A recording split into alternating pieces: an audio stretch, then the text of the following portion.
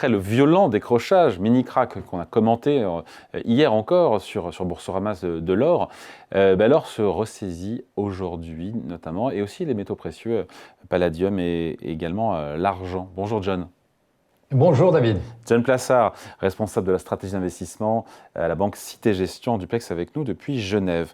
Il faut m'expliquer quand même ce qui se passe là, parce que, et encore, je trouve qu'on avait Jean-Claude Trichet la semaine dernière qui était là, sur ce plateau, l'ancien président de la Banque Centrale Européenne, qui parlait de spéculation autour de l'or, mais les mouvements, là, les moins 5, moins 8%, plus 6, on est passé de 5 600 $ jeudi ou vendredi à 4 600, on est à 4 900 aujourd'hui. Et qu'est-ce qui se passe là sur le marché du métal jaune et des métaux précieux ? Écoutez David, d'abord je pense qu'il faut revenir juste à la source, c'est-à-dire essayer d'expliquer ce qui s'est passé avant qu'on ait eu cette violente chute de vendredi et lundi, parce que vous savez quand les marchés montent, c'est la même chose pour les marchés boursiers, personne n'en parle, on est tout content et tout d'un coup on se pose la question après. Alors là, effectivement, il y avait une dose d'euphorie. Et je dirais qu'il y a parce que la hausse était vraiment parabolique sur l'or, hyperbolique. Ouais, tout à fait.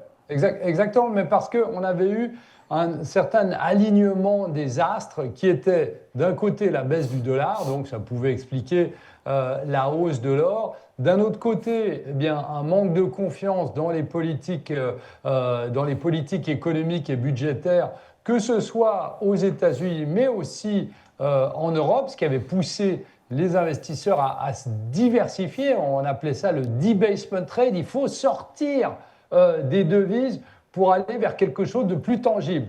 Et vous vous souvenez certainement, David, qu'il y a quelques années, quand on parlait de l'or, on disait c'est pas intéressant, ça n'a pas de dividende, ça n'a rien, c'est un truc de fonds de portefeuille. Et en fait, on avait vu qu'il y avait un espèce d'engouement qui était là. On avait toutes les explications pour dire que ça montait en disant qu'il y avait les banques centrales qui achetaient massivement, etc. Alors que je vous rappelle encore une fois que les banques centrales, on ne sait pas du tout ce qu'achète la banque centrale chinoise, on ne sait pas ce qu'achète la banque centrale russe et encore moins ce qu'achète la banque centrale iranienne. Donc en fait, tout le monde était satisfait de cette confiance et tout d'un coup, on a eu un facteur déclencheur. Bon, on a eu plusieurs, je dirais, mais on a eu un facteur déclencheur. C'est la nomination de Warsh, le nouveau président de la Fed. Et ce n'est pas à cause de lui que les marchés ont baissé. Mais c'est dans les marchés, quand on dit les marchés, c'est le marché de l'or. Pardon, le marché de l'or, excusez-moi, ouais. Et des matières premières, tout à fait.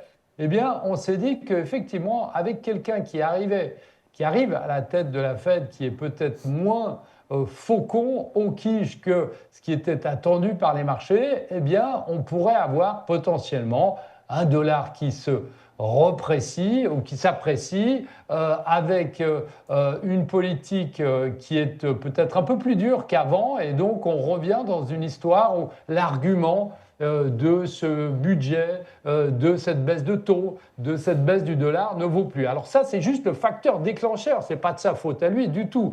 Et après, on a ce qui s'appelle des appels de marge. Et les appels de marge, qu'est-ce que c'est ?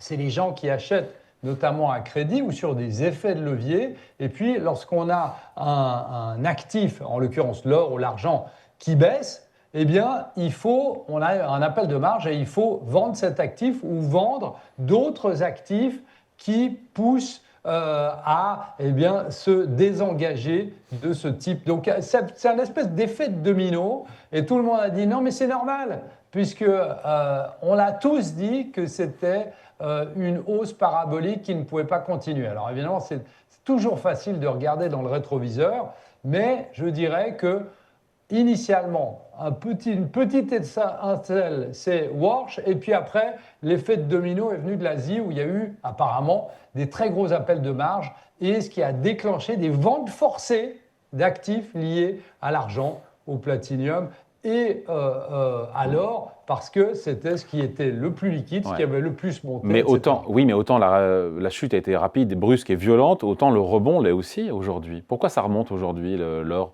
On reprend encore une fois 6% à 4 900 $, quelques encablures des 5 000 $. Parce que, en fait, ce qui est assez intéressant de noter, c'est que selon l'histoire, vous savez que j'aime bien parler de l'histoire, David, mais les grands cycles haussiers des métaux ont toujours toujours été jalonné de corrections violentes qui sont historiquement toujours, il y en a eu plein, hein, et historiquement toujours nécessaires pour purger, je dirais, l'excès de spéculation et renforcer la solidité du socle d'investisseurs. Qu'est-ce que ça veut dire? Est-ce que ça veut dire, pour faire suite à votre question, est-ce que ça veut dire, David, qu'aujourd'hui, on va avoir le même rebond que la baisse qu'on a eue vendredi? Non, c'est sûr que non, parce que cette secousse sismique va avoir des effets secondaires et pour un investisseur, il est intéressant de commencer à repiquer, mais pas penser potentiellement qu'on a atteint le point bas, entre guillemets, puisqu'on avait déjà monté, c'est difficile de dire le point bas, mais le point bas par rapport à la baisse de vendredi et de lundi. Ouais, Deutsche Bank quand même qui a toujours pour objectif 6 000 $ sur l'once d'or d'ici la fin de l'année. Donc il y en a encore qui voient l'or rebondir largement. Oui, et JP Morgan hier a dit 6 300 d'ici la fin de l'année. Et malgré, alors j'imagine qu'ils avaient écrit le papier avant, mais ça c'est une autre question, mais malgré la correction qu'on a eue. Et leur argument est de dire que cette année, les banques centrales vont acheter massivement, continuer à acheter massivement de l'or, notamment, un peu moins de l'argent, mais surtout de l'or, ce qui va, eh bien, évidemment, alimenter la hausse du métal jaune. Mais n'oublions pas une chose, et je m'excuse, je me répète encore une fois, on ne sait pas combien achètent les banques centrales, potentiellement ce qu'achète la Banque centrale américaine ou la Banque centrale européenne. Mais vous vous souvenez de l'idée de Elon Musk de dire on va aller à Fort Knox, on va ouvrir les coffres et on va regarder s'il y a vraiment de l'or là-bas. Et on avait dit, il vaudrait mieux pas qu'on sache parce que si tout d'un coup on se rend compte qu'il y a trop d'or, pas assez d'or, etc., ça pourrait faire bouger le marché de l'or. Donc c'est vraiment quelque chose, c'est un argument qui est intéressant parmi d'autres.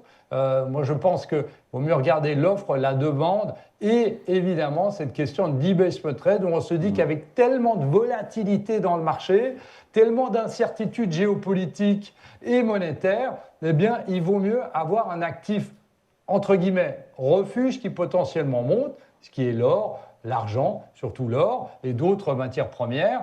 Et là, on verra à la suite. Il est clair qu'un investisseur doit avoir une vision à moyen long terme sur le cours de l'or, malgré, comme vous l'avez dit très justement, la progression parabolique qu'on a connue ces dernières semaines, voire ces derniers mois. Elle était évidemment pas normale et, comme j'ai dit avant, il y a eu une espèce de purge et effectivement, on a un socle un tout petit peu plus solide aujourd'hui. On avait cette stratégie du Sell America qui avait cette petite musique, baisse du dollar, hausse de l'or. Où est-ce qu'on en est aujourd'hui? Parce qu'on voit bien que d'ailleurs le dollar s'est repris. Et encore une fois, il y a un effet de vase communicant.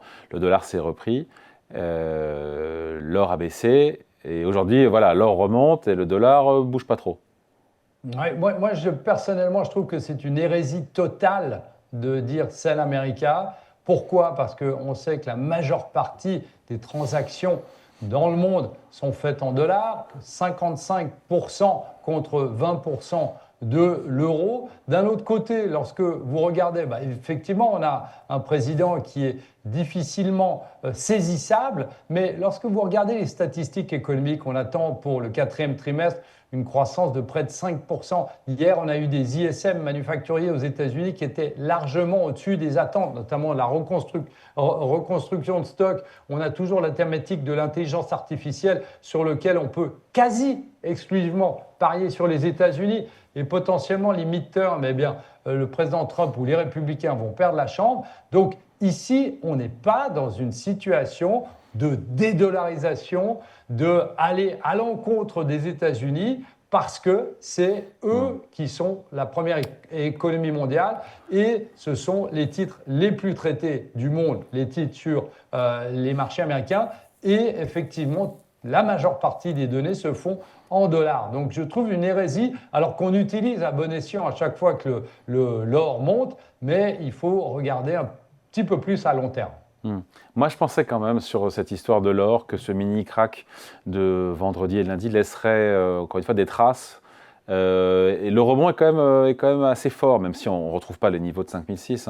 Mais le rebond est assez violent quand même sur l'or aujourd'hui. Oui, vous avez tout à fait raison. Mais vous savez, je rappelle souvent une chose, c'est que quand on était à 5 000 dollars l'or, lorsqu'on était en train de remonter, vous aviez autant d'arguments pour dire qu'on allait monter à 5 500 ou à 6 000 que d'arguments pour dire qu'on allait revenir à 4 500 ou 4 000.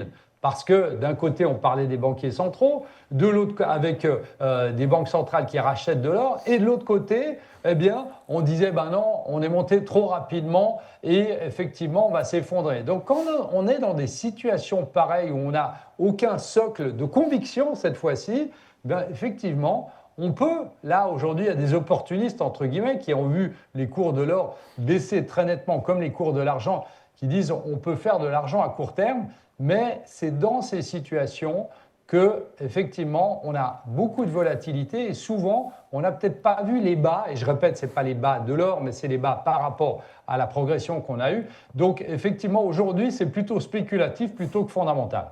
Ouais, dernière question, John. Ces mouvements brusques, erratiques, ce retour de la volatilité sur l'or, on voit bien que ça donne comme des sueurs froides, à mon avis, à beaucoup d'investisseurs. Est-ce que ça pourrait aussi frapper d'autres actifs, type les actions? Est-ce que ce n'est pas le prélude à plus de volatilité sur d'autres marchés beaucoup plus gros que le métal jaune? Oui, oui, oui, clairement. Le fameux effet de domino, et on l'a vu brièvement hein, sur les marchés américains en début de semaine, puisque on a vu qu'en préouverture hier, les marchés américains étaient proches de moins 2% après ce qu'on avait vécu sur les matières premières. Et puis après, on a rebondi. Donc, qu'est-ce que ça veut dire lorsque je parlais d'appel de marge avant? Ben, potentiellement, les titres, notamment sur la tech et l'intelligence artificielle, qui ont fortement remonté, si on devait de nouveau avoir une baisse des matières premières, ben, potentiellement, ces appels de marge pourraient ne pas simplement être pour avoir du cash, pour avoir de la liquidité sur ces matières premières, mais potentiellement en se disant, bah, écoutez, Nvidia a gagné tant, eh bien, on va prendre nos profits parce qu'on a besoin d'argent, on a besoin de liquidité. Et ça change complètement la donne, ça. Hein. Totalement, totalement. Et c'est pour ça qu'il ne faut pas simplement regarder l'évolution des actions, il faut regarder, vous l'avez dit très justement, l'évolution des matières premières, mais aussi l'évolution des devises. Parce que lorsque vous avez des mouvements erratiques et des mouvements qui sont beaucoup trop violents, c'est un signal, en définitive, pour le marché des actions. Et on l'a vu encore une fois ici. Allez, merci beaucoup. Explication signée John Plassard pour la banque Cité Gestion Duplex avec nous depuis Genève. Merci John, bonne journée. Merci David, très bonne journée.